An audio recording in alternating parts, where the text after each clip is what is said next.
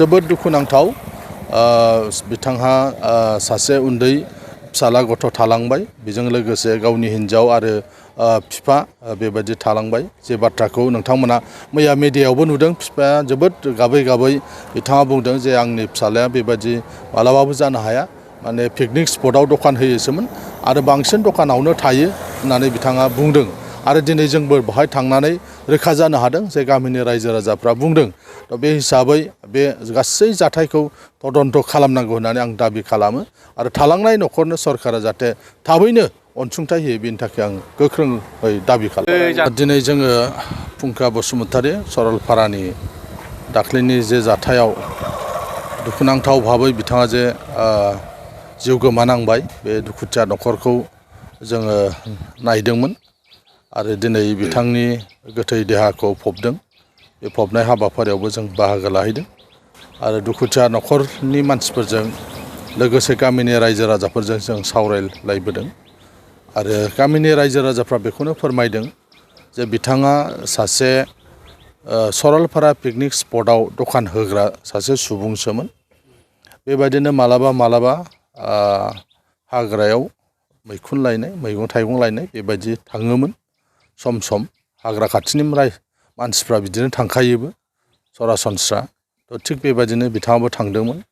बिथांजों लोगोसे साथाम आरो गुबुन लोगोफोरबो दंबावोमोन बिथांमोना गिनानै खारदों आरो खारग'नो हादों नाथाय बिथांखौ फरेस्ट डिपार्टमेन्टनि मानसिफ्रा माने गोरलैयैनो हमदों बिथांखौ गावा जासे बिथांखौ हमनानै एरेस्ट खालामनो हायोमोन फरेस्टनि नियम बायदि बिथांखौ जेलावबो हरनो हायोमोन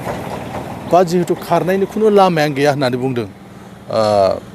माने ओरैबायदि मोनसे जायगायावसो बिसोरखौ हमखादों बेनिफ्राय खारग'लांनो हागोन बा खारनायखाय गावदों बेबायदि जेबो बेबायदि गैया बेनिखायनो जोङो बे गासै जाथायखौ नुनानै जोङो गोथौ दुखु मोननाय फोरमायनायजों लोगोसे बे जाथायखौ जोङो गोख्रों रावजों जों सोंखारिदों आरो बिनि सायाव मोनसे जुडिशियेल इनभेस्टिगेसन जानांगौ होननानै जोङो बुंदों मानो होननानै बुङोबा फरेस्ट डिपार्टमेन्टनिफ्राय आरो फरेस्टनि बिथांनि स्टेटमेन्टखौबो जों नुदों माने डिपार्टमेन्टजों गावलायलायनायावसो थैदों होननानै दा बेयो नंखायथार बे बाथ्राया बेयो माब्लाबाबो बे गनायजाथाव बाथ्रा नङा बेनिखायनो बे गासैबो जाथायखौ लानानै जाहाथे मोनसे नायबिजिरनाय जायो बेखौ जोङो खावलायदों